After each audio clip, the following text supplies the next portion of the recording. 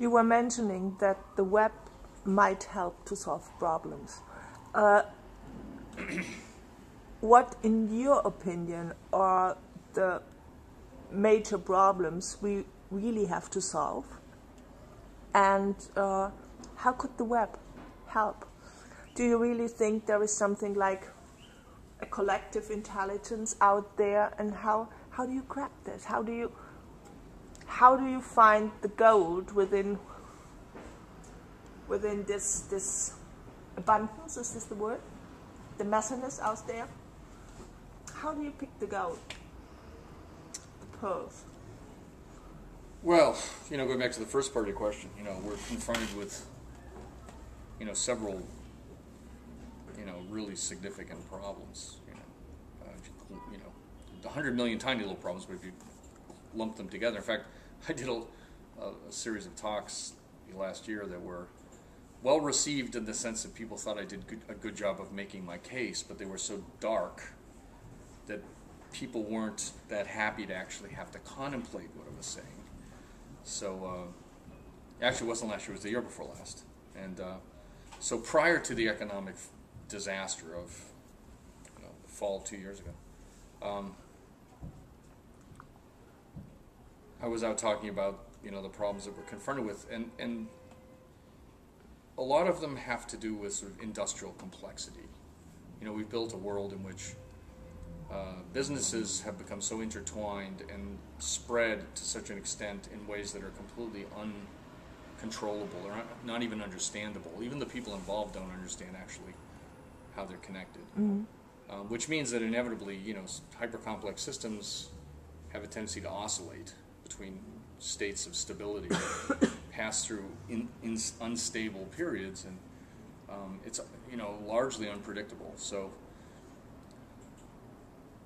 the fundamental problems we are confronted with are all derived from that reality, and they've, specifically the way we talk about them is the global financial situation, which is a situation of global interconnected banking, loaning, bonding, insurance system.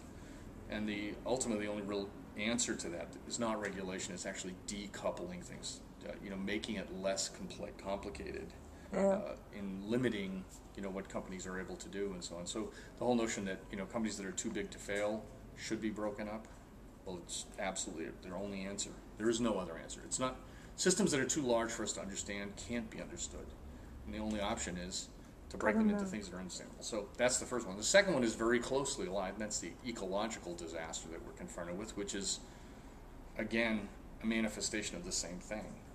We have an ecological disaster looming because we have created economic systems where the economics have benefited the companies to pollute the world, use up all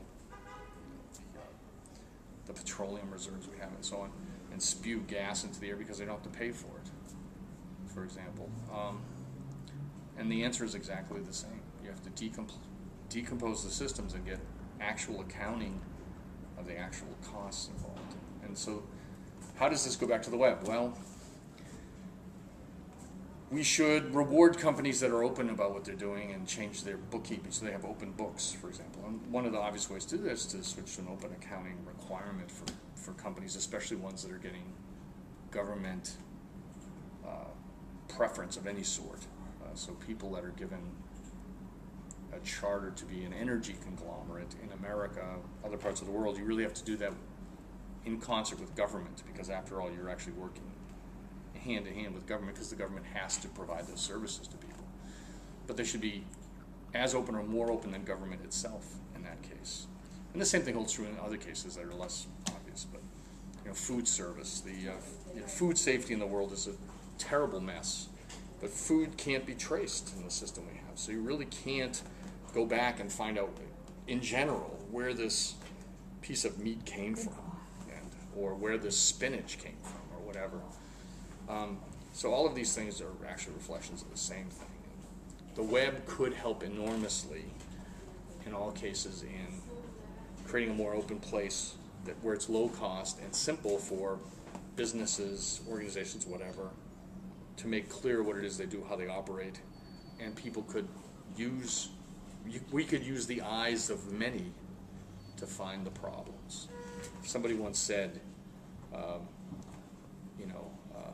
all problems are shallow when you have millions of eyes looking at the problem, right? And so if we open up these issues and have people collectively looking at it, we can harness, many eyes to find out what's going on. But